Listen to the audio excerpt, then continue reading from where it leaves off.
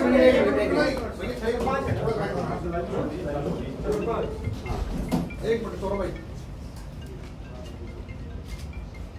You. Delhi को अब नए स्वास्थ्य मंत्री मिले हैं। सौरभ भारद्वाज अब नए स्वास्थ्य मंत्री दिल्ली के बन गए हैं। इन्होंने कार्यभार संभाल लिया है। सौरभ जी, आपको बहुत बहुत बधाई। स्वास्थ्य मंत्रालय आपने संभाल लिया, एक बड़ा मंत्रालय केजरीवाल सरकार का है। किस तरह से आप उम्मीद कर रहे हैं कि इस बार 2013-14 में आप मंत्री रहे थे, उसके बाद अब एक लंबा अरसा निकल जाने के बाद में अब फिर से आप जो है ये पद संभाल रहे हैं और बहुत मुश्किल वक्त में संभाल रहे हैं। मुश्किल वक्त है और पूरी पार्टी के लिए और पूरी दिल्ली सरकार के लिए मुश्किल वक्त है। केंद्र सरकार अपनी पूरी ताकत से आम आदमी पार्टी और दिल्ली सरकार को कुचलने की कोशिश कर रही है, मगर लोगों का साथ हमारे साथ है। लोग हमारे साथ हैं और भगवान का आशीर्वाद हमारे साथ है।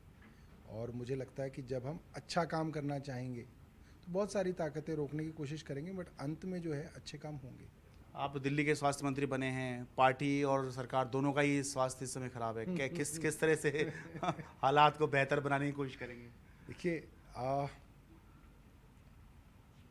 स्वास्थ्य सेवाओं में हर वो आदमी आता है जो दुखी होता है, और वैसे ही वो कष्ट में होता है, तो सरकार का काम ये होता है कि कम से कम उसके कष्ट जो हैं बढ़े ना।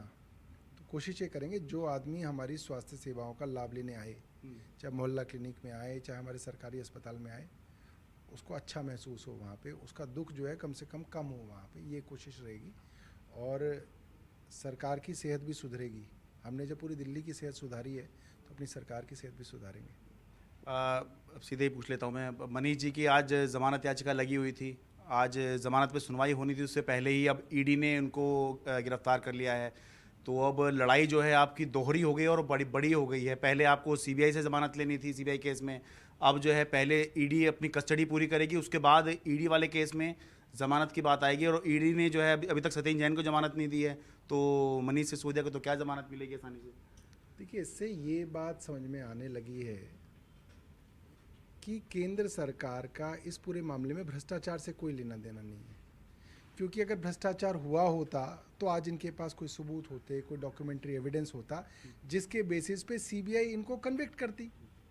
मगर सीबीआई कोर्ट में आज आप देखेंगे कि सीबीआई के पास कोई इनके खिलाफ सबूत नहीं होगा, और सीबीआई के कोर्ट में आज इनको जमानत मिलनी थी।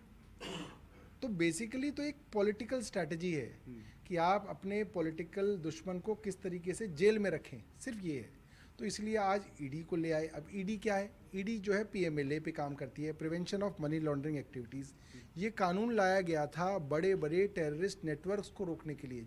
लश्कर तैयबा हो गया, जैश ए मोहम्मद हो गया, इनकी जो टेररिस्ट फंडिंग आती थी मनी लॉन्ड्रिंग के माध्यम से, उनको रोकने के लिए ये एक्ट बनाया गया था कि साहब पहले इस टेररिस्ट को अंदर करो, फिर ये टेररिस्ट साबित करेगा कि मैं बेकसूर हूँ, ताकि कोई पॉलिटिकल एसेसिनेशन ना हो जाए, कहीं पे series of bomb blast Bombay की तरह ना हो जाए, इसलिए बनाया गया था। अब कानून जो है ये अप्लाई करते हैं सत्येंद्र जैन के ऊपर, मनीष सिसोदिया के ऊपर, ताकि जो है इनको लंबे समय तक जो है इन कानूनों का फ़ायदा उठा के जेल में रखा जाए।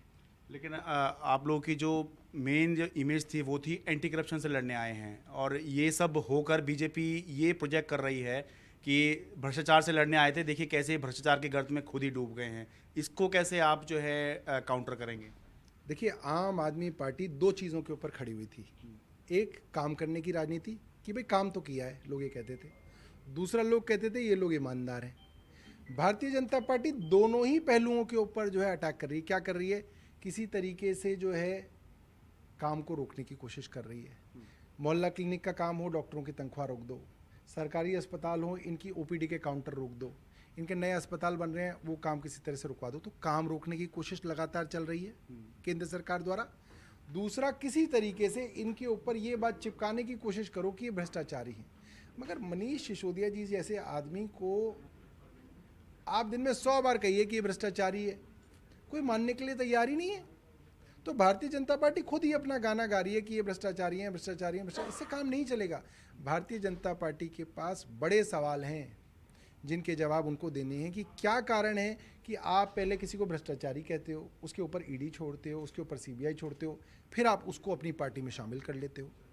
मनीष सिसोदिया और सत्येंद्र जैन भारतीय जनता पार्टी में शामिल नहीं होंगे। वो मर जाएंगे, फांसी पे लटक जाएंगे, पूरी ज़िंदगी जेल में काट देंगे, वो भारतीय जनता पार्टी में नहीं जाएंगे।